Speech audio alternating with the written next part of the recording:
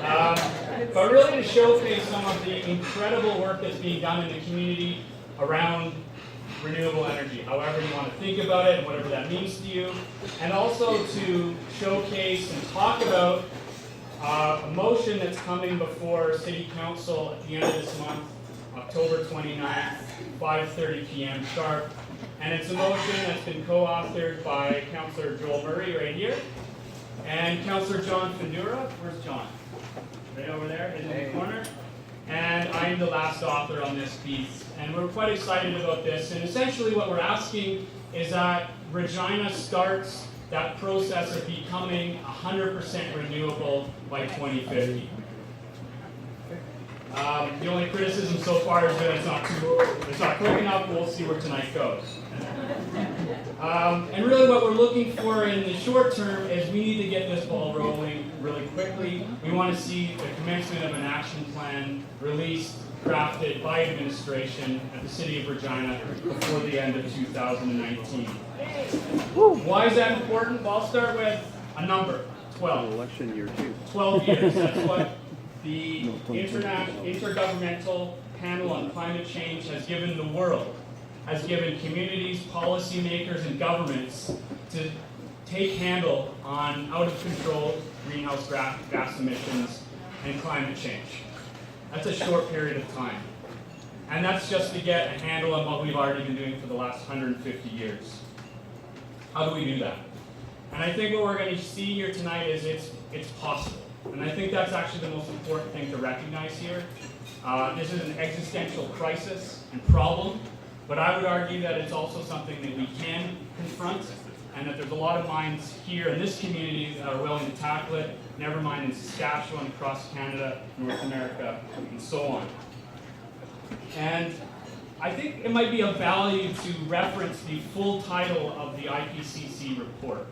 And it's certainly something that was crafted by a bunch of nerds around the world, because the report title itself is a book.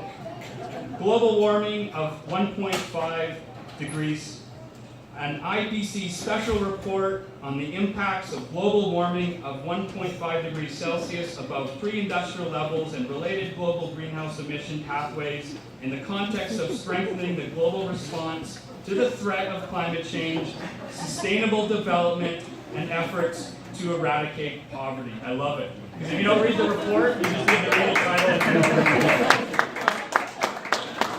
And frankly, you need to read that and understand the implications, because by 2100, we're facing an economic, social, and political catastrophe. We can't sidestep that any longer. That's the reality that we're facing. Dominic could be. And what we know, in fact, him. the behind the scenes of this motion was Joel, John, and I at a Renewable Cities conference in Vancouver. It was basically the three of us huddled around a laptop, punching away at the keyboard to actually craft this motion. We put it on the back burner for a little while because there was something in 2017 that wasn't the best economic foundation for a city to implement a change like that. It will go nameless, but it did have to do with the budget and money.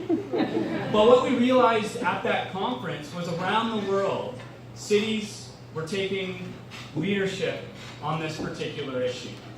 And it wasn't just conceptual, they were actually implementing and going down that road. Some were taking some leadership roles by crafting a motion like the one we presented. Some were already putting together renewable energy strategies, and some were already halfway there. And this isn't just the Scandinavian countries, this was mayors and municipalities in the United States, where many of them have kind of given up on the White House, have given up on the federal government and state legislatures to actually take the matter into serious hands and said, well, we need to make this happen. We're going to do it at the city level, and we can do it. And I think that's what's important, is that cities in North America, South America, and Europe are actually ahead of the provincial, regional, and federal governments. And I think we can do that here in Regina as well.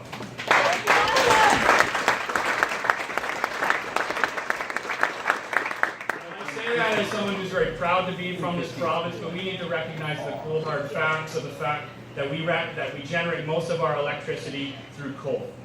And we depend, whether you like it or not, on oil, gas extraction, and export. How do we move away from that? Well, over there's a report that was published by Economic Development Regina, which is an arm's length corporation that is overseen by the city with independent leadership.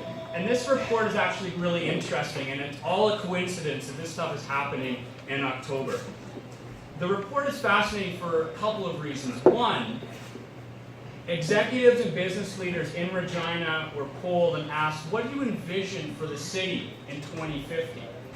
What I found really fascinating here is that more of them would say that Regina is recognized for renewable energy production more than it's recognized for oil and gas industry, and more than it's recognized for even mining. At the top, of course, was agri-value production and export, but it gives you a sense of where they're going.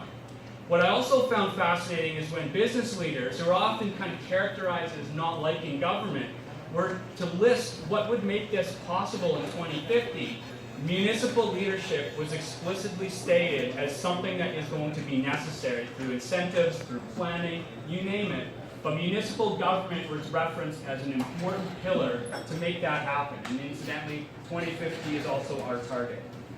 So it's political leadership that leads to a form of economic development. So this isn't just something that needs to be a response, this is actually envisioning a Saskatchewan in 2050 that is entirely new and is actually known for green energy and renewable energy. I'll also say that where I'd like us to kind of take this conversation tonight is in a year or so, you're going to see some kind folks knocking on your door. They might have a green shirt, a red shirt, an orange shirt. There might be one or two across the province wearing a blue shirt. There'll be a few green shirts. The leading set of issues you should ask them about is renewable energy. What are you doing to catch up to Saskatoon and Regina, hopefully at that point, when it comes to environmental stewardship, waste management, and green policy? Doesn't matter what party it is. Force them to take this issue and make it one of the most important issues going into government in 2019, 2020. Don't let it be about a carbon tax by itself, but what are you going to do no matter what you say about leading the Saskatchewan into the future? So to that point, it's a privilege to introduce this panel tonight. And I think we've got a broad range of experts and experience here that's really going to showcase how we're going to make this possible. First up is going to be Dr. Brett Dolter. And I'm just going to say the names. They're going to provide their introduction. Emily Barber, Stephen Hall, Will Ingthron, thank you very much. Councillor Joel Murray. Not an expert, just enthusiastic. We have Susan Burley and Josh Campbell, who are going to speak about the Wascana Solar Co-op. And of course, Yvette is hovering around here somewhere. She's going to kind of wrap up at the end of the panel, just to showcase the work that the Blue Dot movement is doing. And finally, what I would like to recognize is I tried to get Chief Cadmus Delorum of Cowessess First Nations out this evening. Unfortunately, his schedule wouldn't work. The reason that's important is twofold. One, small community and First Nations communities are actually ahead of Regina when it comes to implementing renewable energy. And Cowessess First Nation in particular is ahead of many of the surrounding larger municipalities. Unfortunately, he couldn't make it this evening. That being said, I'm going to turn it over to Brett to give the show a start here.